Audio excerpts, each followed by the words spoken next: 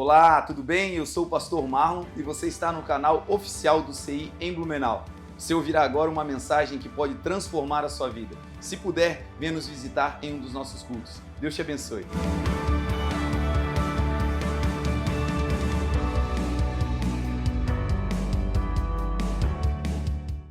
Quem achou Mateus 27, verso 45, diga amém. E houve trevas sobre toda a terra, do meio-dia até as 3 horas da tarde. Por volta das 3 horas da tarde, Jesus bradou em alta voz: Eloi, Eloi, lama sabachthani. Em algumas traduções, talvez a sua diga Eli, Eli, lama sabachthani, que significa: meu Deus, por que me abandonastes? Quando alguns dos que estavam ali ouviram isso, disseram: ele está chamando por Elias. Imediatamente um deles correu em busca de uma esponja e embebeu em vinagre, colocou-a na ponta de uma vara e deu a Jesus para beber. Mas os outros disseram: deixem-no, vejamos se Elias vem salvá-lo. Depois de ter bradado novamente em alta voz, Jesus entregou o Espírito. Naquele momento, o véu do santuário rasgou-se em duas partes, de alto a baixo. A terra tremeu e as rochas se partiram. Os sepulcros se abriram e os corpos de muitos santos que tinham morrido foram ressuscitados. E saindo dos sepulcros, depois da ressurreição de Jesus, entraram na cidade santa e apareceram a muitos. Quando o centurião e o que com ele vigiavam Jesus viram o terremoto e tudo o que havia acontecido, ficaram aterrorizados e exclamaram: verdadeiramente este era o Filho de Deus. Amém? Oremos. Pai, muito obrigado, Senhor, pela oportunidade de estarmos diante de Ti, da Tua palavra, na Tua casa. Muito obrigado, Senhor, por mais uma vez nos juntar, nos unir. Senhor, cada um chegou aqui porque o Teu Espírito Santo os trouxe. Não viemos aleatoriamente, Senhor, não viemos movidos por razões humanas, não. Foi o Teu próprio Filho quem disse que aqueles que vêm até o Pai, eles vêm porque chegaram até o Filho, e aqueles que chegam até o Filho só chegam porque o Pai é aquele que os conduzem. Então, obrigado, Jesus, porque nessa noite estamos diante de Ti, estamos diante do Filho, diante do Verbo, diante da Palavra. Que não seja mensagem humana, mas que seja palavra rema, poder de Deus, palavra que cura, palavra que sara, palavra que muda, palavra que transforma, palavra que liberta, palavra santa. Que assim seja, Senhor, nessa noite, para a glória do Teu nome. Mantenha assim, Senhor, esse ambiente aberto, limpo e leve para a glória do Teu nome. Que em cada coração a Tua palavra encontre guarida e que nós sejamos boa terra, porque nós queremos render, dar frutos e frutos que permaneçam. A Ti, Jesus, e somente a Ti, juntos nós Te damos toda a honra, toda a glória e todo o louvor, em nome de Jesus. Amém. Amém? Irmãos, essa palavra ela é emblemática porque fala sobre a crucificação de Jesus e o momento da sua morte. Nós vamos nos concentrar hoje de maneira mais assertiva sobre a revelação do texto. Viemos já desde o domingo de manhã ministrando sobre essa mensagem, caminhando por ela, e hoje, se Deus permitir, nós vamos pensar riquezas, vamos pensar ensinos poderosos daquilo que Jesus realizou quando morreu, quando entregou o seu Espírito. Então essa é a passagem que está diante dos nossos olhos, e esse é o ensino que o Senhor vai trazer ao meu e ao seu coração sobre poderes liberados na morte de Jesus. O texto vai começar dizendo que quando Jesus foi crucificado, um mover geográfico, climático e natural aconteceu. Um fenômeno natural visto não apenas por quem era espiritual, visto não apenas por quem era judeu e tinha essa crença em Jesus, não, um fenômeno que atingiu a todos que ali estavam. Aqueles que estavam vendo a crucificação de Jesus, eles tinham raízes etimológicas, eles tinham raízes de nacionalidades distintas. Debaixo da cruz estavam os romanos, que prenderam Jesus e o cravaram na cruz. Debaixo da cruz estavam também os seguidores de Jesus, os judeus, aqueles que eram da linhagem de Israel, como a mãe de Jesus, como João, que estava também ali embaixo assistindo a crucificação.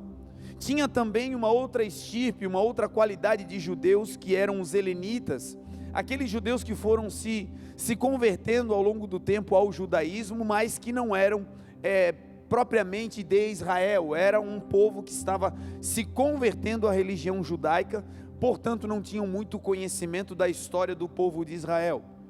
E também visitantes, porque a cidade estava em festa, era a época da Páscoa e a cidade de Jerusalém estava enxertada de visitantes. Então esse era o contexto das pessoas que estavam debaixo da cruz, vendo a crucificação. E independente de qual nacionalidade, de qual origem, de qual raça, de qual credo, todas as pessoas que estavam lá perceberam um sinal poderoso que se manifestou nos céus e que todos, crendo ou não em Jesus, puderam perceber. E qual foi esse sinal? A Bíblia vai declarar, e está ali escrito em Mateus 27, que quando Jesus foi crucificado e já estava ali na cruz do Calvário, um período de 3 horas, do meio-dia, das 12 horas até as 15 horas da tarde, durante 3 horas, uma manifestação climática, uma manifestação no tempo, algo aconteceu naquele ambiente. E o que aconteceu? O texto vai dizer que houve trevas sobre toda a terra. Durante 3 horas, aquele dia virou noite. E o interessante é que não era o final do dia ou no começo do dia, era exatamente ao meio-dia. No momento mais claro, no momento de maior claridade, no momento de maior claridez do sol, foi nesse momento que esse sinal poderoso começou a acontecer. Para crentes e descrentes, todo mundo viu que o dia virou noite. Algumas pessoas, ao ver esse sinal, depois que juntaram tudo o que aconteceu, usaram esse sinal para entender e declarar que realmente Jesus era o Filho de Deus. Esse sinal, isoladamente, ele tem uma significância muito grande para a igreja, tem uma significância muito grande para nós, filhos de Deus. E qual é? O texto diz que do meio-dia às 3 horas da tarde, escureceu, anoiteceu, as trevas dominaram a terra. Essas trevas que dominaram a terra, elas entraram, elas começaram a cobrir, a vencer a claridade, porque na cruz do Calvário, Jesus, que é a luz do mundo, Jesus disse: eu sou a luz do mundo. Aquele que me segue não andará em trevas, mas terá a luz da vida. Jesus, como luz do mundo, como aquele que ilumina o mundo, ele estava morrendo na cruz, ele estava vertendo o seu sangue, ele estava perdendo a sua vida, e à medida que Jesus ia morrendo, a luz do mundo ia se apagando, e ao se apagar das luzes, da luz, as trevas começaram a dominar. O ensino qual é? É que muitas vezes na minha e na sua vida parece que para as trevas dominarem, para que as trevas entrem na nossa vida ou em alguma área da nossa vida, é necessário cometer uma grande atrocidade, é necessário envolver o mal ou invocar o mal para que ele entre naquela área, para que ele entre naquele lugar. Ficamos pensando que para as trevas entrarem nos nossos negócios, ou na família, ou no relacionamento, é necessário que algo muito grave aconteça, para que as trevas então tenham legalidade para entrar. E isso é um grande erro. As trevas, para dominarem um ambiente, para entrarem em um ambiente, elas não precisam de um convite especial, elas não precisam de algo maléfico para entrar, não. O que faz as trevas entrarem em um lugar é simplesmente a retirada da luz. Então tem áreas da nossa vida que estão escondidas em trevas, em um lugar onde a claridade não está, onde você não acha respostas, onde você não encontra saídas, onde você parece que está tateando, mas não progride. O que é isso? Isso é a consequência de um ambiente em trevas. E essas trevas não estão ali porque você convidou ou porque você cometeu um grave pecado, não. As trevas, na maioria das vezes, elas vêm por algo extremamente simples. E o que é? A ausência da luz, a ausência de Jesus, a ausência da palavra, a ausência do verbo. Então basta não ter a luz, que é Jesus, para que as trevas entrem. E isso para nós, igreja, precisa ficar muito claro. Porque no dia que der vontade de relaxar e deixar a luz de lado, nós vamos nos lembrar, as trevas não precisam de um convite, basta que eu deixe a luz de Deus se apagar na minha vida para que elas comecem a ter efeito. Então lá na casa, meu irmão, você é crente, busca ao Senhor, está na presença, e às vezes algumas coisas saem do lugar. Às vezes é uma situação ruim no casamento, às vezes é uma crise nas finanças, um problema com os filhos, enfim, as demandas são multiformes na nossa vida. E quando algo ruim acontece, logo nos vem a culpa para o maligno, uma ação maligna. Nós sabemos sim que nós temos um adversário. O inimigo, o nosso adversário, ele vive como um leão ao nosso derredor, bramando, buscando quem ele possa tragar, mas nós temos uma outra palavra que repousa sobre a igreja. Para nós o que vale é que os anjos do Senhor se acampam ao redor daqueles que os temem e os livra. Então sobre nós repousa essa palavra, os anjos do Senhor nos guardam, eles estão aqui para nos servir e para nos guardar. Em outro lugar, o profeta declarou: quem é de Deus, o maligno não lhe toca. Se você está no Senhor, o mal não pode te tocar.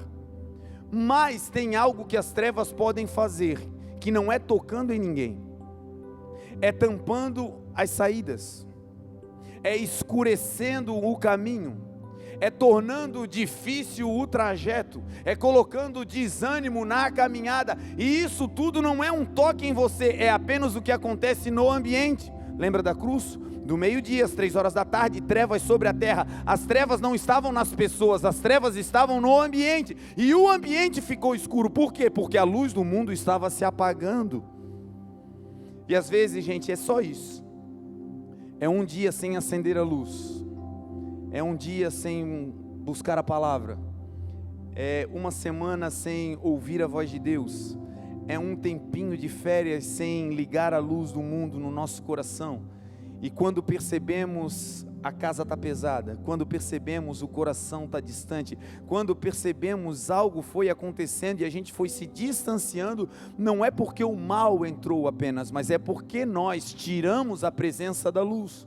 Agora, boa notícia: todas as vezes que a luz é ligada, a Bíblia diz que a luz resplandece, vence as trevas, e as trevas nunca jamais poderão vencer a luz. Então, se você diagnosticou na sua vida, em alguma demanda, seja ela profissional, emocional, seja ela de que área for, em o nome de Jesus, se tem aí alguma área escura, se tem aí alguma área, como diriam nossos irmãos uruguaios, de tinieblas, de escuridão, meu irmão, acende a luz. Diga: Senhor Jesus, é essa área aqui que eu não estou encontrando uma saída, Senhor. É nessa vertente aqui que eu estou tateando, é a minha vida profissional que não arranca, Senhor, que não desponta. É o meu casamento, Senhor, é o meu relacionamento que sempre parece com alguma rusga, com algo no meio que não fecha. Senhor, ajuda-me. E essa ajuda é a palavra de Deus. Essa ajuda é colocar Jesus de novo nesse lugar, porque quando você coloca Jesus, Ele é a luz, e quando a luz entra, as trevas têm que sair para a glória de Deus. Sobre a luz, ela, para ter a sua eficácia plena, ela precisa de pelo menos 2 atributos. A luz precisa de localização, e a luz precisa de altitude. Se a luz estiver num ambiente, mas estiver em um canto do ambiente, digamos que nós apagássemos todas as luzes desse cenáculo e colocássemos apenas uma luz, um grande holofote desse, virado para aquele canto, naquele ambiente nós teríamos luz, aquele ambiente seria uma referência, mas todo o resto do ambiente estaria em sombra. Não significa que no ambiente não tem luz, mas essa luz não está sendo determinante para todo o ambiente, ela está focada em uma área, e muitas vezes esse é o nosso proceder. O Senhor está como luz, Ele está como um foco na nossa vida ministerial, na nossa vida emocional, em várias áreas, mas de repente tem uma área que a gente diz: Senhor, aqui deixa que eu governo, é a minha vida financeira. Senhor, é a minha vida profissional, deixa comigo. Deus não se mete em negócios. E aí a gente foca a luz em apenas uma área, na área que a gente precisa, na área que a gente julga ter necessidade. E o que faz com que a luz ilumine todo o ambiente é colocar ela no centro. A luz no centro, ela vai irradiando, ela vai iluminando todo o ambiente. E o que Jesus deseja é que Ele não seja apenas um foco em uma área da nossa vida, mas que Ele seja o centro de toda a luz que percorre a nossa existência. Coloca Jesus no centro nessa noite, no centro da tua vida, no centro da tua casa, no centro da tua educação, no centro do teu ministério. Coloca Ele em todas as áreas, e essa luz no centro vai expulsando todas as trevas, até aquelas que estão pelos cantinhos, para a glória de Deus. Então a luz, ela precisa de localização, e a luz, ela também precisa de altitude. Se você pegar uma lâmpada e colocá-la no meio da sala, mas colocá-la num lugar baixo, ela vai fazer apenas uma pequena área de luminosidade, ela vai fazer um pequeno círculo de luminosidade. Mas à medida que você vai levantando essa luz, ela vai ampliando o seu alcance. Colocar a luz em um lugar alto significa colocar Jesus como prioridade. Não buscar apenas em um momento, não deixar Jesus participar apenas em algumas áreas, não. É colocar Jesus no centro, mas também colocar Ele como cabeça, como Senhor, como prioridade das nossas vidas. Quer comais, quer bebais, quer façais qualquer outra coisa, façais para a glória de Deus. Que é colocar o Senhor Jesus como primícia da sua vida em tudo que fizer. Vai participar de um processo seletivo, Senhor, o teu Espírito é aquele que faz lembrar. Eu estudei, Senhor, e eu estou entrando aqui, então traz, Senhor, a memória aquilo que eu estudei. Senhor, eu estou agora levando os meus currículos e eu estou precisando me inserir de novo no mercado de trabalho. Eu não estou em condições de ficar escolhendo, Senhor, eu vou sair fazendo a minha parte. Agora eu sei que o Senhor, como centro da minha vida e como prioridade da minha existência, não vai me abrir uma porta que não tenha um propósito teu. Então, Senhor, seja o centro da minha vida e seja a prioridade da minha vida, iluminando tudo que eu for fazer. E aí o Senhor abre a porta certa, e porta que Ele abre, ninguém mais fecha. Então a luz, gente, ela é necessária para uma vida efetiva, para uma vida com graça, e para uma vida de evangelho pleno, uma vida com Jesus. Quando Jesus vai morrendo, a luz, ela vai se apagando e as trevas vão dominando. Esse período de 3 horas representa também os 3 dias, em que Jesus ficaria ausente. 3 horas para 3 dias, que era o tempo em que Jesus ficaria morto na cruz, depois na cova, e no 3º dia ressuscitaria. Esse texto é interessante porque ao falar que começou a escurecer, que teve trevas, mas as trevas duraram apenas um período, é para alegrar o nosso coração, é para colocar dentro de mim, de você, uma convicção e uma certeza, que você pode até viver um período de trevas, que eu e você podemos estar até passando por lugares, vales de sombra e de morte, lugares difíceis, escassez financeira, dificuldade familiar, vida profissional em frangalhos. Você pode até passar por isso, mas as trevas, elas têm, meu irmão, vida contada, elas têm um limite de ação. E qual é? As trevas, elas podem vencer até enquanto não se ligar à luz. Quando a luz vem, e quem é a luz? Jesus disse: eu sou a luz do mundo. Ele disse: eu sou sou a estrela da manhã. A Bíblia diz que o choro pode durar uma noite, um tempo de trevas, mas quando a noite acaba, quando ela acaba é quando o sol vem, quando a estrela da manhã surge, que é Jesus, as trevas têm que bater em retirada. Em nome de Jesus, se até aqui foi trevas, que hoje seja noite de luz poderosa vir sobre a sua vida, sobre a sua casa, sobre a sua família, e por onde você passar, que essa luz resplandeça para a glória do Pai. Então essa é a alegria da igreja. Pode ser uma noite de trevas, um dia, pode ser um mês, mas uma hora vai acabar. Lá em casa nós brincamos, uma hora vai passar. Quando o negócio está ruim, quando a gente olha para um lado, olha para o outro, e só Deus para fazer, e a gente fica esperando Deus fazer, e Deus tem o tempo de fazer, e aí a gente olha um para o outro e diz, uma hora vai passar. A palavra do Senhor diz que o Senhor é o nosso pastor, igreja, e que com Jesus nada nos faltará. Ele nos faz repousar, no meio da guerra Ele vai te dar repouso, Ele vai te dar descanso. Ele te faz repousar em pastos verdejantes. O lugar que Jesus te leva para descansar não é deserto, é um lugar de pasto, de alimento, é um lugar de águas tranquilas, diz a palavra. E com Ele, com Jesus, nada nos faltará. Quem sabe você chegou aqui dizendo, Jesus fala comigo, e o Senhor está dizendo, vai passar. O Senhor está dizendo, esse choro vai passar, essa angústia vai passar, esse caos vai passar, uma hora ele vai passar, e quando ele passa, é quando a luz vem, e essa é a noite que a luz está vindo para a glória do Pai. Os relatos bíblicos seguem dizendo que Jesus, depois desse período, deu um brado, ele gritou. Jesus começou a sua via dolorosa, lá no Getsêmani, na quinta-feira, quando ele foi, na madrugada de quinta para sexta, quando ele foi preso. Ali Jesus já estava sendo angustiado. Jesus ali chorou, suou gotas de sangue, diz a palavra, de tanta angústia que estava vindo sobre ele. Depois que foi preso, ele foi chicoteado, achincalhado. Diante de Pilatos colocaram nele uma coroa de espinhos, o seu corpo foi esfacelado, a via dolorosa inteira, Jesus foi zombado pelos judeus. Os romanos estavam ali com sangue nos olhos, querendo o sacrifício de Jesus, porque ele era um perigo para a ordem romana. Ele colocava a ordem do Império Romano em xeque, num caos. E Jesus vai padecendo de quinta-feira, madrugada de sexta inteira, sexta-feira o julgamento, sexta-feira as dores da crucificação, já de madrugada levaram ele para o Gólgota. E essa cena que nós lemos vai falar sobre meio-dia, do meio-dia às 3 horas da tarde. Depois das 3 horas da tarde, ou perto desse horário, Jesus dá um brado, Jesus dá um grito.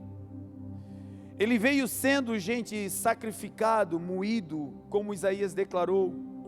Isaías viu a crucificação e disse: quem deu crédito à nossa pregação? E a quem se manifestou o braço do Senhor? Porque ele, Jesus, foi subindo como um renovo perante ele, e como raiz de uma terra seca. Ele não tinha beleza e nem formosura, e olhando nós para ele, não havia boa aparência nele para que nós o desejássemos. Ele era rejeitado, e o mais rejeitado, desprezado dentre os homens, e quando nós olhávamos para ele, nós desviávamos o nosso rosto. Mas verdadeiramente o Senhor fez cair sobre ele a iniquidade de todos nós, e pelas pisaduras dele nós fomos sarados. Todo esse trajeto foi levando açoites que eram para nós. Todo esse trajeto foi sendo agredido por castigos que eram para a humanidade. Então Jesus, de uma madrugada de quinta, sexta-feira, a manhã de sexta, a crucificação, a via dolorosa, Jesus às 3 horas da tarde já estava em frangalhos. Humanamente já não havia mais força. Jesus ali já estava com o seu sangue quase que completamente derramado. O impressionante é o que a Bíblia registra, que ele vai não apenas falar, mas ele vai gritar, ele vai dar um brado, ele vai reunir todas as poucas forças humanas que restavam a ele para dar uma declaração. A primeira vez que ele grita Eloi, Eloi, lama sabachthani, que é Deus meu, por que me desamparaste? E depois que o tempo passa, ele vai dar o último e grande brado, reunindo forças mais uma vez para dizer: está consumado. Perceba que Jesus no final da sua vida não murmurou. Perceba que Jesus no final da vida sem forças, ele não falou apenas movendo a boca, mas ele reuniu todas as forças que ele ainda tinha em vida para proclamar a última verdade. E qual era? A obra da salvação estava concluída, incluindo toda a humanidade, incluindo a minha vida e a sua, os seus filhos e os meus, incluindo todos aqueles que já nasceram e que um dia vão nascer. Jesus reúne as forças para dizer: o que eu tinha que fazer foi feito até o fim. Qual é o ensino? Talvez você tenha pouca força hoje. Talvez você está chorando, dizendo: Deus, faz algo por mim, muda a minha história, Senhor. Realiza algo, porque eu com as minhas forças não consigo mais. E olhando para Jesus, você vai ver Ele reunindo as últimas forças para bradar, para que todos pudessem ouvir, que ainda que Ele estivesse indo embora, sacrificado pelos homens, Ele estava entregando o seu Espírito para o Pai. Não era o mal que estava levando Jesus, era o Pai que estava recolhendo o Filho. E assim é comigo e com você, ainda que no vale de sombra ou de morte, quem está trabalhando na minha e na sua vida não é o mal, é o Pai que nos conhece. Então reúna as forças hoje, meu irmão. Reúna forças hoje, minha irmã. E volte para casa e na tua casa declare: essa casa é de Jesus. Reúna forças, meu irmão, e chegue no trabalho amanhã, e quando colocar os teus pés, talvez você não possa gritar porque vão te internar, mas aqui dentro um grito vai sair do teu coração dizendo: aqui quem reina é Jesus de Nazaré, o meu Senhor e o meu Salvador. Reúna as forças e ande por Blumenau dizendo: o Senhor é aquele que governa essa cidade. Reúna as forças aí dentro do teu coração, e quem sabe te falta a capacidade de falar, mas o teu espírito está clamando dizendo: eu creio que o meu Redentor vive, e no final Ele vai se levantar e vai mudar a minha história. Reúna as forças, não desfaleça, não se apague, não se mostre frouxo no dia da angústia, diz a palavra, mas olhe para a cruz, naquele homem, meu irmão, o que Jesus passou por mim e por você. Estou com essa mensagem no coração desde semana passada, e todas as vezes que eu leio eu choro. Eu choro porque foi alguém que pagou o preço por mim. Não foi um cheque dado, não foi um aviso, não foi alguém falando ao teu respeito, foi alguém que entregou a sua vida por você, meu irmão. E a Bíblia diz que nós devemos olhar para Jesus, para que nós não desfaleçamos no nosso ânimo, porque na luta contra o pecado nós não chegamos ainda ao ponto de derramar o próprio sangue. Ainda tem força aí dentro, ainda tem vigor aí dentro, ainda dá para fazer um pouquinho mais, ainda dá para andar uma milha a mais, ainda dá para profetizar, ainda dá para orar, ainda dá. E o texto diz que Jesus clamou, bradou dizendo: Eloi, Eloi, lama sabachthani. Quando Jesus fala isso, Ele mesmo vai declarar. Ele diz: Eloi, Eloi, lama sabachthani. E para quem era do seu idioma, estava completamente claro o que Ele estava dizendo. E a Bíblia traduz dizendo que o que Jesus disse era: Deus meu, por que você me desamparou? Nós gostamos muito da frase, e ela é bíblica, que diz que Deus é fiel. E Ele é fiel. Se nós formos infiéis, diz a palavra, o Senhor permanece fiel, porque Ele não pode negar a si mesmo. A natureza de Deus é fidelidade, e Ele não pode se negar. Mas junto com essa palavra de que Deus é fiel, tem o final do texto, que nos adesivos a gente corta, que nas nossas conversas a gente suprime. O texto bíblico vai dizer na sequência: Deus é fiel e justo. Se tem duas coisas que caminham juntas dentro de Deus, é fidelidade e justiça. O nosso Deus é fiel e nunca será injusto. O nosso Deus é justo e nunca será infiel. Fidelidade e justiça em Deus andam juntas. Justiça é cumprir tudo aquilo que foi acordado. É justo. Deu a palavra, cumpra. Disse que ia, vai. Prometeu, no meio do caminho deu um problema. A Bíblia diz que ainda com seu próprio dano, ainda que com prejuízo próprio, arque com os prejuízos, mas honre a palavra. Isso é justiça. O nosso Deus é assim: tudo que Ele disse, Ele prometeu e Ele cumpriu. Assim foi em Jesus e assim é com o Pai. E uma das coisas que na palavra de Deus está escrita é que o que faz separação entre os homens e Deus é o pecado. Em Hebreus 9 você vai ver uma citação do que Deus ensinou ao povo de Israel quando eles estavam trafegando pelo deserto. O texto diz que o que faz separação entre Deus e os homens, entre os homens e Deus, é o pecado. E o que faz com que o rosto de Deus fique encoberto para não ouvir o clamor do seu povo, são as iniquidades, são os erros, são os pecados. Essa palavra é uma palavra que repousa sobre toda a humanidade. O que nos separa da presença, gente, não é a falta de dinheiro. O que nos separa da presença não é a incapacidade intelectual. O que nos separa da presença não é uma debilidade física, motora, não. O que pode nos separar e separa e faz separação, porque Deus é justo e Ele cumpre a sua palavra, é o pecado, é o erro.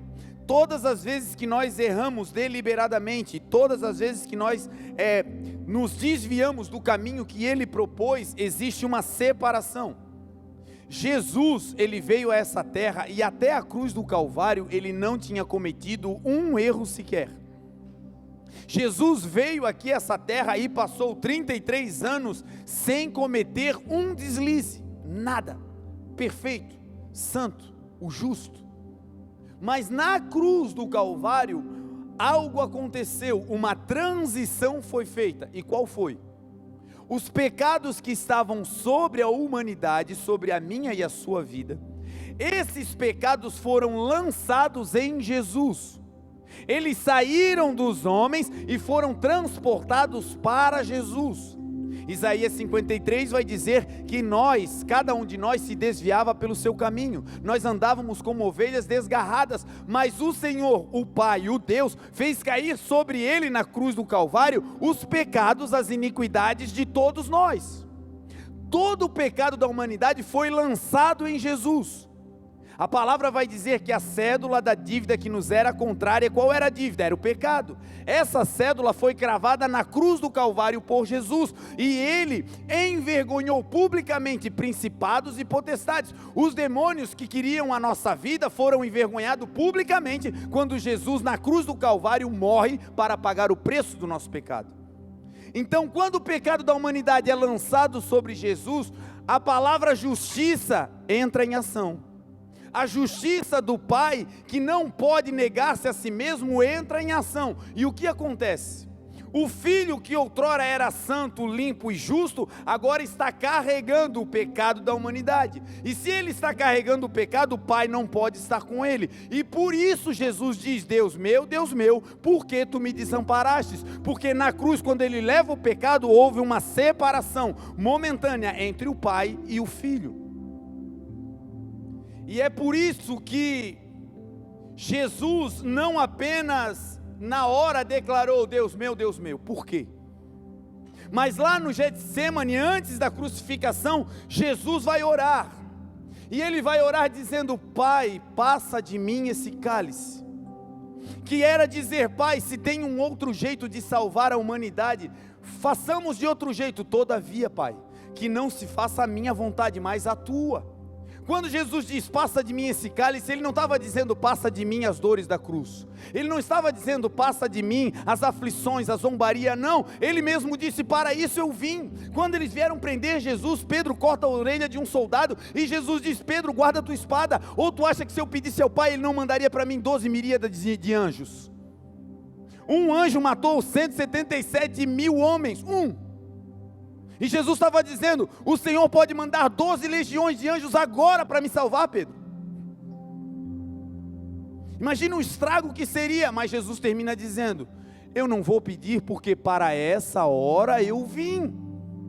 Então Jesus não estava dizendo, eu não quero passar por isso. O que Jesus orou dizendo, passa de mim esse cálice? Esse momento da separação do Pai. Ele suportaria as dores, Ele suportaria a afronta, Ele suportaria os cravos, Ele suportava todas as coisas. Mas a única coisa que mexia com Jesus era um momento sem o Pai. O que mexia com Jesus era saber que por algum momento Ele ficaria longe do Pai. E esse deve ser o nosso temor, igreja. O temor de um dia, de um minuto, de uma hora. Fazer algo que nos afaste do Pai, fazer algo que entristeça o Pai e a presença se vá. Que assim como Jesus foi apaixonado pelo Pai e disse, Pai, faz de outro jeito porque eu não quero me separar de Ti, mas sabendo que era a vontade do Pai, cumpriu a sua missão. Essa é a lição da cruz, de um Jesus que não refutou a dor física, não refutou a zombaria, mas o que o colocou em xeque era ficar separado do seu Pai.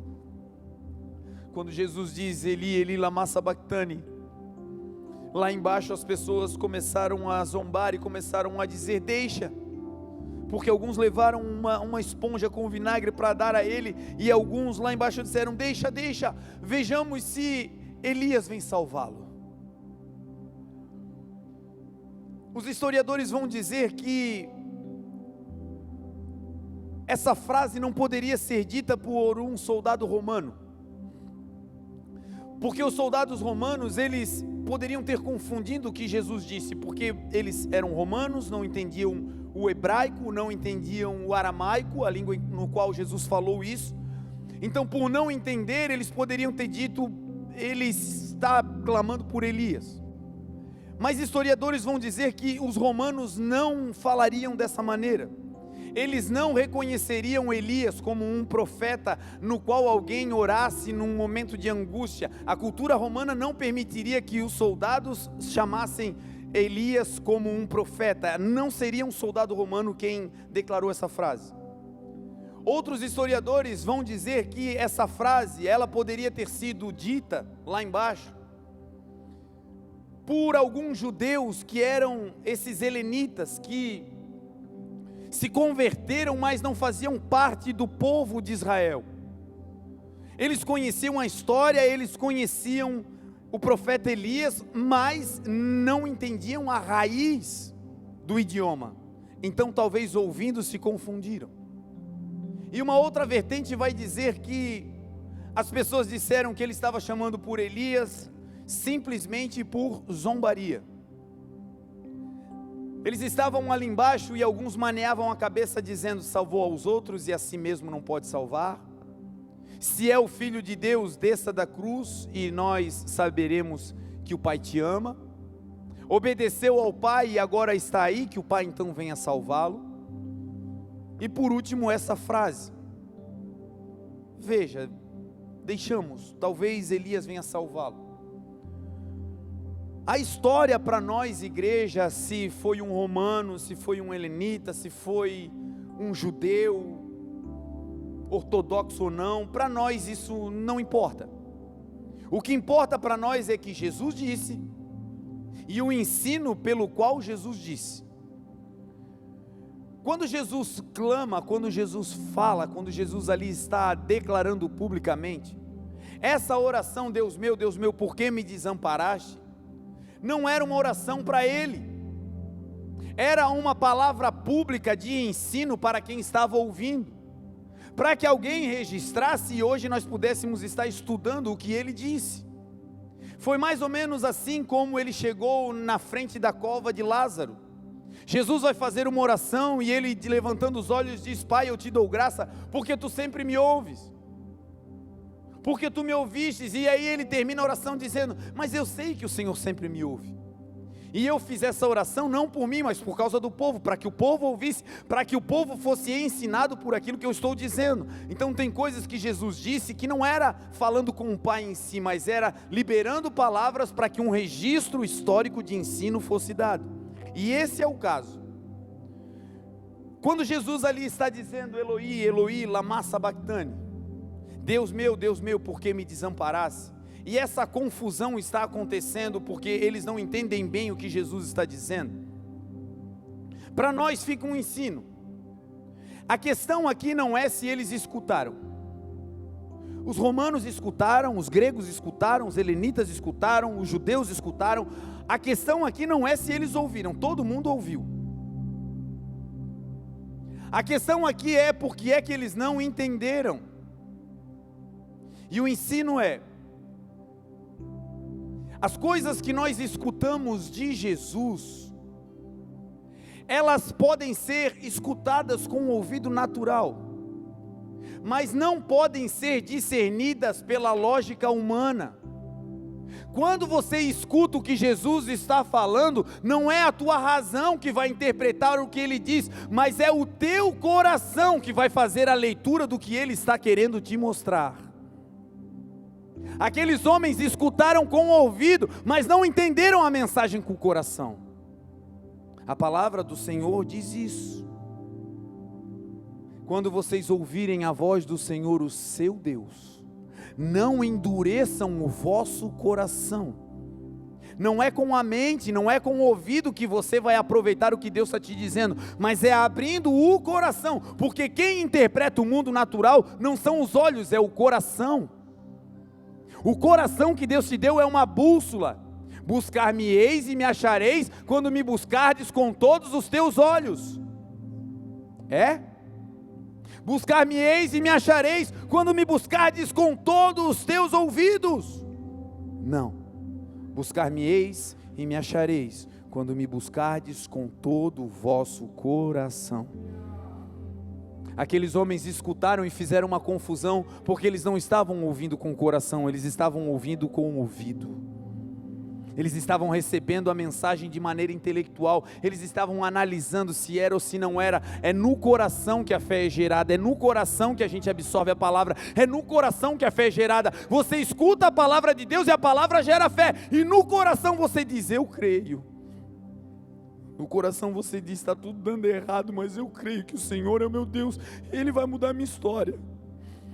Eu não tenho nada para oferecer, mas eu creio que o meu Deus é o Jeová Jireh, Ele é o Deus provedor. Eu creio, eu não tenho ouro, eu não tenho prata, mas eu creio no Senhor, e Ele pode mudar a minha história. É com o coração que essas coisas acontecem. Jesus dá um brado, todos escutam, mas ninguém entende. Porque não é com a mente, não é com o ouvido que se entende a palavra de Deus, é com o coração. Por isso, meu irmão, de tudo que você tem, guarde o teu coração, porque é dele que procede a tua vida. De tudo que você tem, meu irmão, o maior tesouro que você tem é o teu coração. É por isso que as nossas maiores lutas não são com pessoas do lado de fora. As maiores lutas que a gente trava é aqui dentro. É aqui dentro. São os pensamentos dizendo que a gente não pode, são aquelas setas que voam inflamadas dizendo: disseram, falaram, pensaram, e na maioria das vezes isso nem existiu, mas são setas inflamadas. Para quê? Para entrar no nosso coração. Mas nós carregamos uma palavra, e a palavra é que se nós tivermos o escudo da fé, nós vamos apagar todos os dardos inflamados do maligno, nós vamos colocar o capacete da salvação. As más notícias podem até passar, mas não vão entrar na nossa mente para a glória de Deus. Nós vamos caminhar com o coração reto até que Jesus volte para a glória do Pai. O texto segue e quando Jesus declara, e ele dá esse brado e depois ele diz: está consumado. Um outro evento, uma sequência de eventos agora começa, e também são eventos que são de ordem natural. são evoluções espirituais, são causas espirituais, mas que estão mostrando para a igreja, que estão mostrando para o povo, que essas coisas no mundo espiritual estavam afetando o mundo natural. E qual foi? Agora na sequência, depois que ele brada, o texto diz que o véu do templo se rasgou. O véu do templo se rasga lá em Jerusalém, dentro da cidade. Jesus foi crucificado no Gólgota, na caveira, fora da cidade. E quando ele expira, quando ele morre, o véu do templo se rasga de alto a baixo em duas partes. O primeiro ensino é o mais claro, o mais categórico, de que Jesus, quando morre, ele abre um novo acesso, ele abre uma nova atmosfera, aonde ele vai conseguir introduzir todos aqueles que creem na sua morte e na sua ressurreição. Quando o véu do templo se rasga, o santuário ele era dividido em alguns ambientes, e os últimos dois ambientes eram o lugar santo, aonde os sacerdotes, os ministros ficavam, aonde tinha ali o candelabro, onde tinha a mesa dos pães, e mais adiante tinha um lugar fechado com uma cortina, com um véu. E esse véu ele guardava lá dentro o lugar santíssimo, o santo dos santos, aonde tinha a arca da presença, aonde tinham os querubins e aonde a presença do Senhor ficava, naquele lugar aonde os homens não entravam. Lá só entrava um homem, um sacerdote, levando um sacrifício uma vez por ano para fazer a expiação do pecado do povo. Somente um homem, uma vez por ano, podia chegar na presença. Quem não era da tribo levítica, esquece, nunca teria nem possibilidade de entrar perto daquele lugar. Nós que somos os gentios, nós ficaríamos do lado de fora, no pátio dos gentios, diz a palavra. E Jesus, quando morre, no ato da sua crucificação, quando ele entrega o seu espírito, a sua primeira obra na morte qual foi? Rasgar o véu, para dizer que agora você não precisa de um intermediário, agora você não precisa de um interlocutor, agora Jesus é o caminho e não tem mais pedágio, ninguém mais fica entre você e Deus, todo aquele que invocar o nome do Senhor agora será salvo. Então tem a irmãzinha que ora um monte, glória a Deus pela vida dela, se você orar Deus também te ouve. Agora tem o profeta que ele sabe de tudo, mas agora também tem o irmão e a irmã que aceitaram a Jesus e que entram pelo véu que foi rasgado e também falam com Deus. Você não precisa de intermediários, você tem livre acesso ao coração do Pai. Você não precisa mais pagar por isso, é de graça. Ninguém mais pode cobrar o teu acesso a Deus, é de graça. Ele pagou um alto preço para que esse véu fosse rasgado. Historiadores vão dizer que porque quando nós falamos de véu, parece que o véu é algo frágil, porque na nossa mente é assim, um véu é algo simples. Esse véu do templo, do santuário, ele era todo trançado, ele era extremamente grosso, espesso. Historiadores vão dizer que se amarrássemos cavalos, um em cada ponta para puxar, os cavalos seriam divididos ao meio, mas não causariam dano ao véu. O que Jesus fez não foi simples. O acesso que Ele te deu é valioso demais. Talvez você tenha, e todos nós temos um pai na fé, alguém que nos encaminhou, alguém que foi uma conexão. Mas em nome de Jesus não pare se a tua conexão parar. Em nome de Jesus, não deixe de entrar no Santo dos Santos, se aquele que te levou até ali decidiu não ir mais, em nome de Jesus, continue, o acesso está aberto e nunca mais se fechou. O segundo ensino do véu se rasgando é porque o texto declara que é de alto a baixo. Esse véu não se rompeu de baixo para cima. Não foram os homens que pegaram e fizeram essa ruptura no véu. O texto vai dizer que ele se rompe, mas começa numa sequência. É de cima, do alto para baixo. Que é um ensino para mim e para você, dizendo, os acessos que Deus vai abrir, eles começam primeiro sendo abertos no céu, no invisível, no sobrenatural. Você não está vendo, mas pela fé você crê. E aí começa lá, mas termina aqui. Não é um homem que vai fazer, não são mais as pessoas que vão abrir porta. Agora na tua vida, Ele pode até usar um homem, Ele pode até usar uma mulher, mas agora na minha e na sua vida, quem dá acesso é Jesus, e essa obra começa de cima para baixo. É do alto que vem o nosso socorro, disse o salmista. Salmo 121, levantarei os meus olhos. Essa é a atitude de quem crê em Deus. Aqui embaixo perceba, que enquanto o véu estava se rompendo de alto a baixo nessa sequência, quem estava embaixo olhando para o véu, na altura dos seus olhos ele ainda estava inteiro. Se não tivesse olhando para cima, não perceberia que uma obra poderosa já estava acontecendo. Se tivesse olhando para baixo, só perceberia quando a obra estivesse completa. É por isso que Deus nos ensina, levante os teus olhos, porque assim, no primeiro mover que começar no alto, você vai estar cheio de esperança, você vai estar vendo que Deus está se movendo em teu favor, você vai estar vendo que aqui embaixo ainda não abriu, mas já começou uma abertura lá em cima para a glória de Deus. É por isso que filhos e filhas de Deus precisam ter uma visão verticalizada. É por isso que o que Deus vai fazer na sua vida não vai ter evidências no começo aqui na terra. É no dia que você está mais quebrado financeiramente que Deus libera uma palavra dizendo, vou te levar às nações. É no momento em que você está desempregado que Deus libera uma palavra dizendo, eu vou te dar uma empresa. Você vai ser um profissional liberal. É no dia que você faliu que a palavra vem, ei, você quebrou agora, mas eu vou te levantar de novo.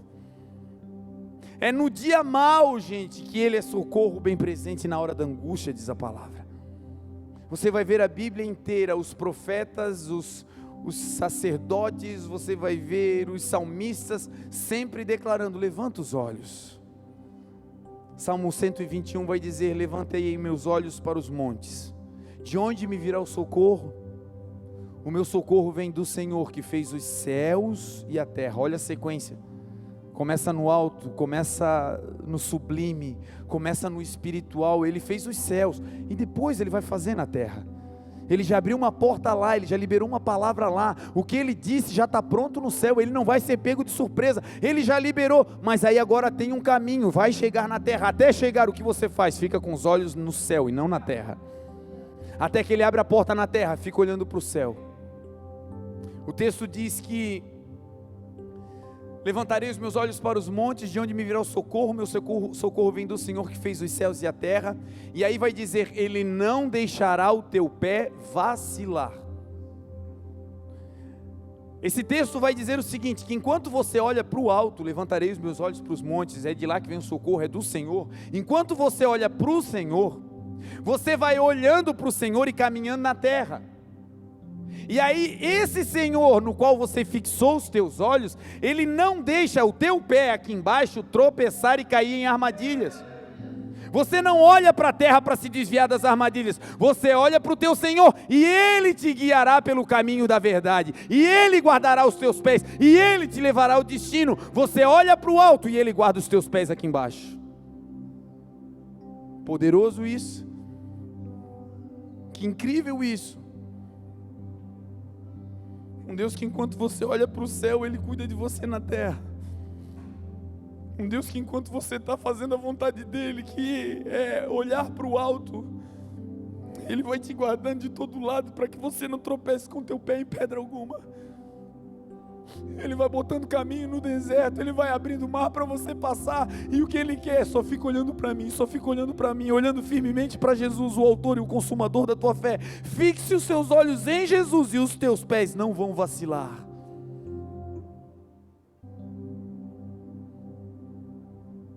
O texto segue e vai dizer que o véu não se rasgou apenas de alto a baixo, mas também em duas partes. Jesus abriu um acesso. Esse véu se rompeu e não virou uma cortina esfacelada, aonde cada um decide por onde passar, aonde cada um escolhe um lugar, aonde cada um vê uma porta que se adapta. Não, Ele fez uma abertura poderosa, mas só tem uma.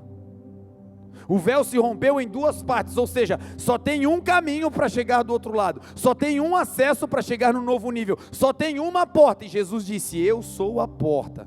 Aquele que entrar por mim, salvar-se-á, entrará e sairá e encontrará pastagens. A obra que Jesus está fazendo na tua vida não tem segunda opção. Não tem mais jeitinho, meu irmão, não tem mais jeitinho, minha irmã, não tem mais jeito. Ou ele faz ou ele faz. E a boa notícia é, ele sempre faz. A boa notícia é que ele te conhece. A boa notícia é que ele te conhece, ele te conhece. Ele conhece cada lágrima que sai do teu coração, ele conhece. Ele conhece as tuas noites acordadas, ele conhece, ele te defende. Ele é aquele que te defende. Jesus é apaixonado pela igreja. Jesus é apaixonado pela tua vida, meu irmão, minha irmã. Jesus é apaixonado por você. Tudo isso que eu estou te dizendo que Ele fez por amor à sua vida, para te dizer, vale a pena continuar confiando, vale a pena seguir nesse caminho, porque na verdade é o que Pedro disse, para onde iremos nós, se só Tu tens as palavras de vida eterna? Para onde iremos nós, se só Tu és o caminho? Tu és o caminho. Então quando Ele rasga o véu, Ele faz isso, é de alto a baixo, é de cima para baixo, é do céu para a terra, mas não tem várias possibilidades, é uma só. Algumas vezes, irmãos, o que nos impede de viver os sonhos de Deus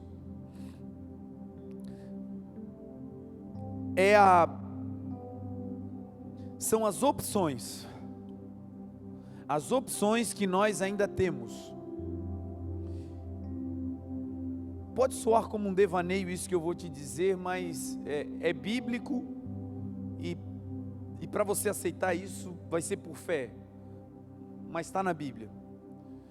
Quando Jesus te convida para andar com Ele, o que Ele espera é que Ele seja, a partir daquele momento, a tua única opção. Nós estivemos há um tempo atrás na África aí, fazendo missões, eu e a Grazi, e lá nós pregamos em vários lugares, inclusive em uma aldeia de muçulmanos. E lá na África, algo nos primeiros dias me surpreendeu, porque nós pregávamos sobre Jesus, falávamos e rapidamente eles aceitavam a Jesus. Jesus é o Filho de Deus, Jesus é Deus, e eles entendiam a história e aceitavam, faziam a confissão.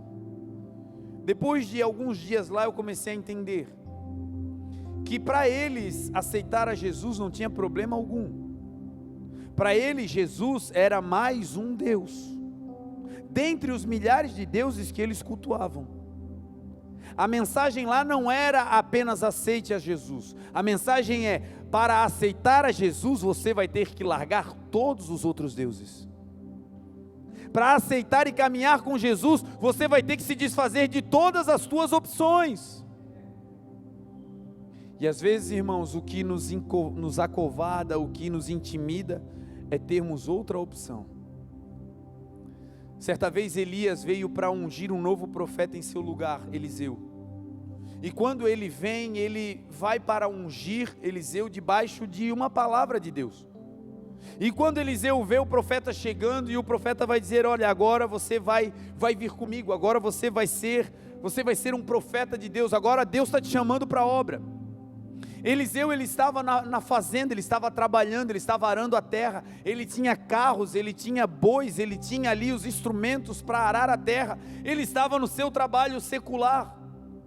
Mas quando o chamado vem, quando ele descobre para aquilo que ele foi chamado, quando Deus revela o chamado a ele, olha o que Eliseu faz. Ele toca fogo nos bois, ele toca fogo nos instrumentos, ele faz uma fogueira, faz uma festa, toca fogo em tudo e vai. Porque no dia mau ele não tinha mais opção para onde voltar. Porque quando faltasse comida, não tinha mais a fazendinha para voltar, não tinha mais um negocinho para fazer, não tinha mais uma segunda historinha para contar, não, ou é Jesus, e acabou. E é nesse lugar que o Senhor está querendo nos levar como igreja. É Jesus quem vai fazer, e Ele vai fazer, mas é só Jesus quem vai fazer.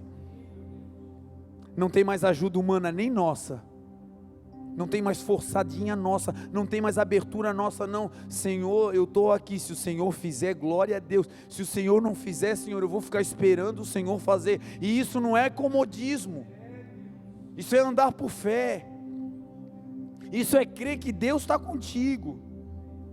Aquilo que é possível aos homens, faça, trabalhe, dedique-se, creia, estude, melhore, evolua, isso é tudo de Deus. Agora o que é para Deus, é só Deus, e se é com Deus, entrega na mão dEle, confia no Senhor e o mais Ele fará, diz a palavra.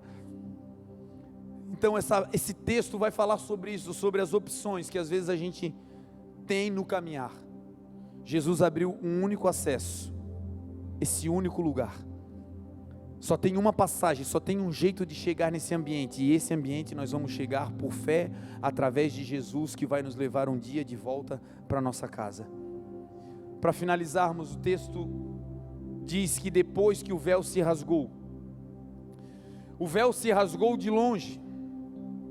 A obra que Jesus fez, o véu não se rasgou ali no Gólgota, o véu se rasgou lá no santuário, no centro da cidade, que é um ensino para mim e para você, dizendo que hoje Jesus tem poder para criar acessos aonde você nem está. Hoje Jesus tem poder para criar acesso ao coração do teu pai e da tua mãe que não estão nem aqui. Hoje Jesus tem poder para entrar lá naquele lugar onde o teu negócio está sendo feito, aonde o teu contrato está travado, aonde o teu processo está arquivado. E Ele tem poder para pegar esse processo, colocar em cima da pilha, e aquilo que iria levar meses sair em dias, porque Ele tem poder para dar e fazer acesso de longe. O véu se rompeu à distância. Lembra do centurião que foi falar com Jesus?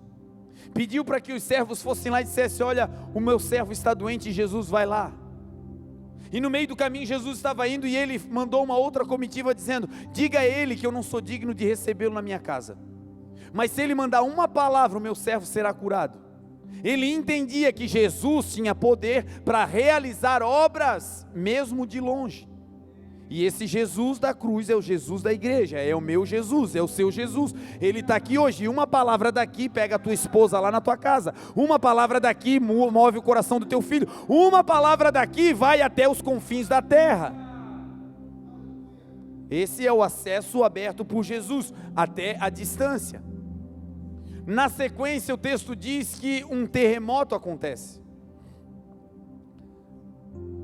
Não sei se você já teve a oportunidade de estar em uma nação ou passar em um lugar.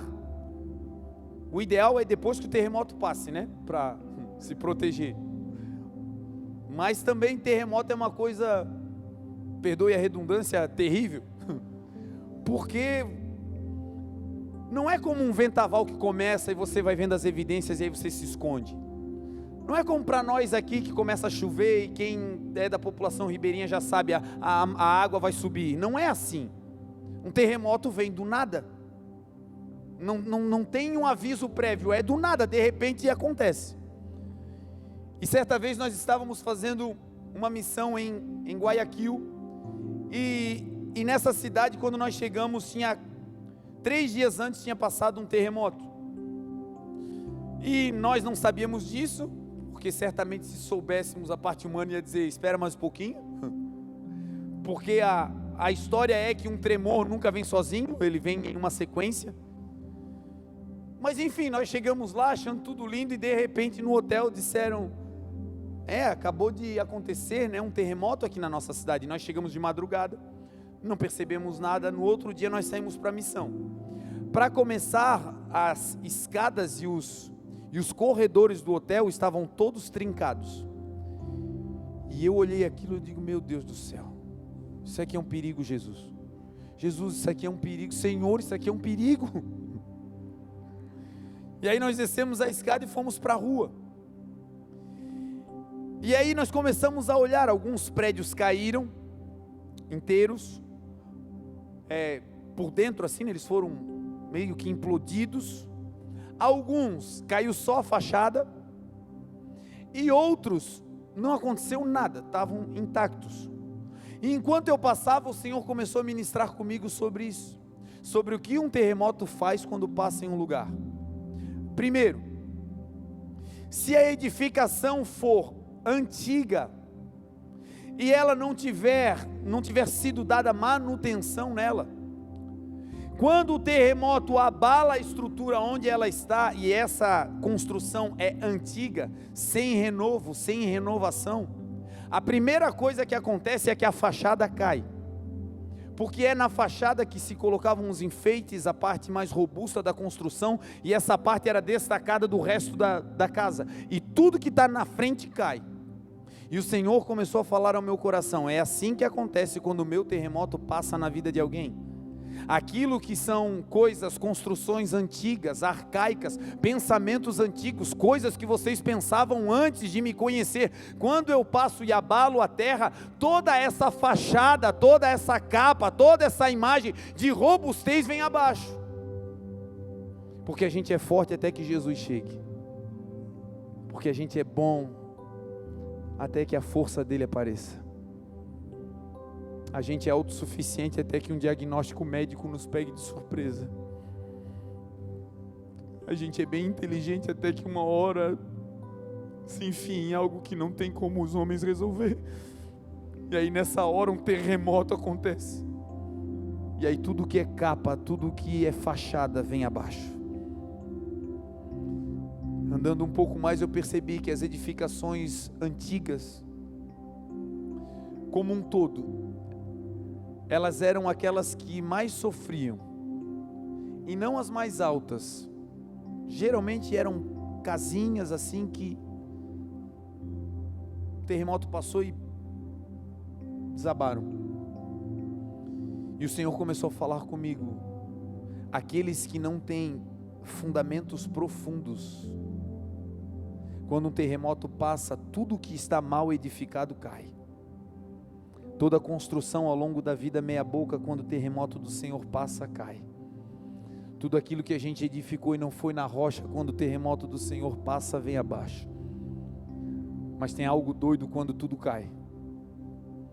Naquela mesma semana, as pessoas estavam já com máquinas e tirando os destroços. E no final da nossa missão, quando a gente passou aqueles terrenos que estavam completamente inutilizados, já estavam limpos e prontos para receber uma nova edificação. Que assim seja na minha e na sua vida.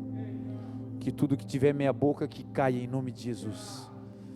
Que tudo que for de aparência caia, e que um terreno limpo e novo, para que o Senhor semeie a sua boa semente, seja dado. A mensagem do terremoto é exatamente essa: quando um terremoto acontece, tudo que é meia boca cai, mas tudo aquilo que está firmado na rocha permanece para a glória de Deus. E por fim, as pedras se fenderam, diz a palavra. A Bíblia conta o dia em que Jesus está em um ambiente e eles trazem uma mulher pega no ato de adultério. E as pessoas estavam ali para apedrejá-la, cada um com uma pedra na mão, e eles iriam lançar naquela mulher para a condenação. Perguntaram a Jesus: Senhor, o que tu dizes? A lei manda matar. O Senhor Jesus escreve com o dedo na terra e olha para eles e diz: aquele que não tiver pecado, atire a primeira pedra. Eles começam a lançar as pedras no chão, começando pelos mais velhos, e vão embora até que todos vão embora. Jesus olha para a mulher e diz: mulher, onde estão os teus acusadores? Ela olha em volta e diz: ninguém me condenou. Jesus diz: eu também não te condeno, vai e não peques mais. As pedras, elas podem ter dois sentidos. A pedra é fragmento de rocha, e a rocha é Jesus. A rocha é a palavra. Jesus disse que o homem prudente é aquele que escuta as suas palavras e as pratica. Ele é semelhante àquele homem que construiu a sua casa sobre a rocha. E aí vieram os rios, transbordaram, vieram os ventos, as chuvas bateram na casa, mas a casa não caiu porque estava firmada na rocha. Então a rocha é a palavra. E pedras são fragmentos da palavra, que naquele caso estavam nas mãos dos acusadores para machucar aquela mulher. É possível que nós usemos as rochas para agressões.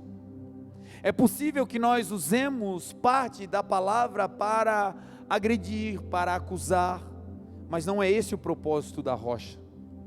Aquelas pedras que se fenderam, diz a palavra, quando Jesus morreu, elas representavam os corações humanos, que até a vinda de Jesus estavam enrijecidos, estavam como pedras que ninguém penetrava, que ninguém entrava, aonde o seu núcleo não poderia ser visto por ninguém, era pedra.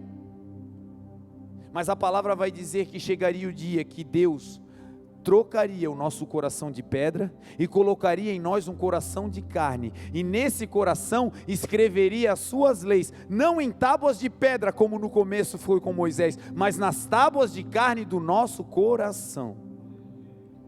Então essas pedras representavam os corações humanos, que estavam enrijecidos, fechados, trancados, mas que quando alguém limpo e santo decidiu morrer por nós, até o coração mais fechado diante da cruz do Calvário foi aberto.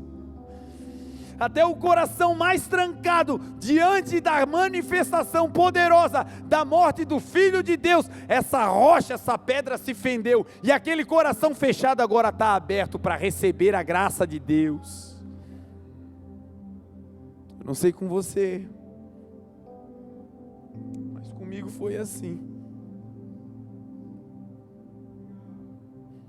Coração fechado, duro, que não criei mais em nada e mais em ninguém. E um dia eu ouvi falar da mensagem da cruz, quando a minha família me abandonou, quando todos me deixaram, quando por conta das minhas atitudes ninguém mais conseguia ficar perto de mim. Alguém me disse: Marlon, o que para você é morte, para Deus, Marlon, é vida e recomeço. E Jesus pode recomeçar a tua história hoje. Jesus pagou o preço, Marlon, ainda que todos te abandonem, Jesus não te abandona. E ali pregaram para mim a mensagem da cruz, ali eu entendi quem era Jesus, e nessa hora aquele coração de pedra foi rompido. Aquela rocha que ninguém tinha mais acesso, ela se abriu. E aquele conteúdo de rocha ficou exposto, e ali o Senhor começou a tratar. Não existe lugar, meu amigo, aonde o Senhor não possa entrar. Ainda que um coração rochoso, de pedra, ainda que ficou assim por conta das agressões para se defender, não importa o motivo, na cruz do Calvário as rochas se romperam, e os corações hoje estão abertos para receber a bondade de Deus. E agora por fim mesmo, para acabar, em nome de Jesus, se coloque de pé para eu já saber que está acabando, amém? O texto diz que depois que as rochas se fendem, os sepulcros se abrem. Essa é uma das passagens mais doidas da Bíblia, essa é daquelas que só por fé, igual a história de Jonas, que o cara foi engolido por um peixe, ficou 3 dias lá dentro, e depois saiu vivo, e o peixe vomitou o cara na praia. É um troço doido. Mas quem crê em Jesus tem que crer em tudo. Se o texto dissesse que Jonas engoliu a baleia, eu ia acreditar. E esse texto vai dizer que no cemitério, na cidade, quando Jesus morreu, as lápides, os sepulcros, dentro do cemitério, aquelas tampas começaram a se mover. Houve um terremoto, as pedras se fenderam e as tampas dos sepulcros começaram a sair do lugar. E não foi em todo o sepulcro, mas no sepulcro dos santos, diz a palavra. De gente que morreu em Deus, de gente que cria no Senhor, de gente que morreu fazendo a obra, de gente que morreu, mas que tinha aceitado a Jesus como seu único e suficiente Salvador, gente que morreu em Deus. Nesses sepulcros, a rocha, nesse sepulcro a tampa foi aberta. E quando Jesus ressuscitou, lá no 3º dia, Isso aconteceu no sábado, na sexta-feira, e no sábado permaneceu todo esse tempo, e no domingo, quando Jesus ressurgiu, esses sepulcros que estavam abertos, os corpos foram ressuscitados, e essas pessoas entraram na cidade. Esse foi um texto que Jesus me deu quando eu estava em um hospital, e era por volta das 3 horas da manhã. O Senhor disse: pegue a Bíblia e leia a crucificação. E eu comecei a ler, e quando chegou nesse texto, o Senhor me ensinou algo que eu quero compartilhar com você. Quando Jesus ressuscita, Ele tira essas pessoas da morte para a vida. Essas pessoas saem do sepulcro e voltam para a vida. Mas a vida entrou nelas quando Jesus morreu, diz o texto. Quando Jesus morreu, 2 coisas aconteceram aqui: os sepulcros se abriram e a vida entrou neles. E o Senhor começou a dizer: nessa vida vocês enterram pessoas de 2 maneiras. Vocês enterram pessoas que não têm mais vida, e o seu corpo pereceu, padeceu, e então vocês colocam essas pessoas no sepulcro. Mas existe uma outra categoria de gente que vocês enterram vivos. São pessoas que, como esses, deveriam estar vivos e não mortos. Por isso Jesus ressuscitou. São pessoas que vocês decidem dizer: para mim morreu. Foram gente que feriu vocês demais. Vocês foram agredidos, maltratados. E humanamente vocês disseram: eu não quero mais, acabou, chega. Chega de andar junto, chega, para mim morreu, acabou. E essas pessoas vocês enterram vivas. E o Senhor me disse: hoje eu estou te ensinando que quando meu filho morreu, ele morreu, e no ato da sua morte ele liberou um poder para que os sepulcros fossem abertos, para que nunca mais vocês enterrassem gente viva, porque os que deveriam estar vivos, ele ressuscitou. Então hoje eu quero lançar um desafio para você. Talvez esse seja o nível de vida com Cristo mais difícil. É perdoar a gente que tentou matar. É perdoar a gente que agrediu, gente que violentou, gente que abusou de você. É perdoar a gente que você disse morreu,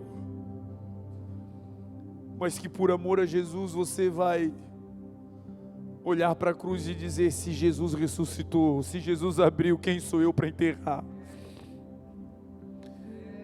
Na madrugada desse dia, quando eu saí do hospital, eu fui para casa.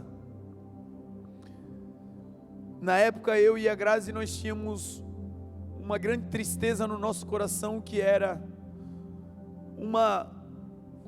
um litígio, uma separação, uma dificuldade de relacionamento que aconteceu entre nós, eu e a Grazi, e a irmã dela, quando os pais da Grazi morreram. O pai e a mãe da Grazi eram pessoas que tinham muitas posses, e quando eles faleceram, uma guerra por herança começou, e outras pessoas entraram nisso, e foi uma grande tragédia para nós, porque como cristãos, a nossa vida é extremamente simples, e nós queríamos apenas uma oportunidade de pregar Jesus, mas as pessoas não aceitavam isso naquele momento, e houve uma divisão.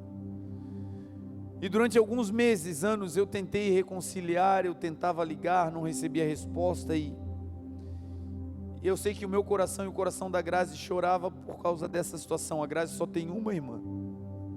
O pai e a mãe faleceram em diferença de 15 dias um para o outro, e enfim, ela só tinha essa irmã.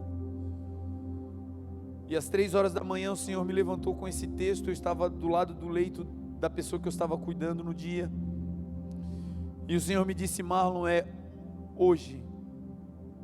hoje você vai abrir os sepulcros que eu já fiz a luz entrar. Tirar a tampa significa, tirar a tampa de um sepulcro, gente, é fazer entrar luz aonde nunca mais a luz entraria. é trazer para a vida relacionamentos que nunca mais viriam. Isso é ressurreição, isso é arrancar a pedra do sepulcro, isso é a vida de Jesus que veio através da morte. E o Senhor disse: tu matou no coração e enterrou, dizendo, não tem mais o que fazer. Mas hoje, debaixo dessa revelação, quando tu sair daqui, tu vai ligar para ela, vai se reconciliar. Deu errado até agora, mas hoje tu entendeu o poder da minha cruz. E eu saí, a Grazi entrou no hospital e eu vim para casa. Passei a madrugada acordado, quando eu cheguei em casa, eu mandei uma mensagem para a irmã dela. E eu falei: olha, me perdoa pelas coisas que eu disse, me perdoa por tudo que aconteceu, simplesmente me perdoa. E eu fiz uma oração: Senhor, eu já fiz isso antes, mas hoje eu estou entendendo, Senhor, o poder da tua cruz.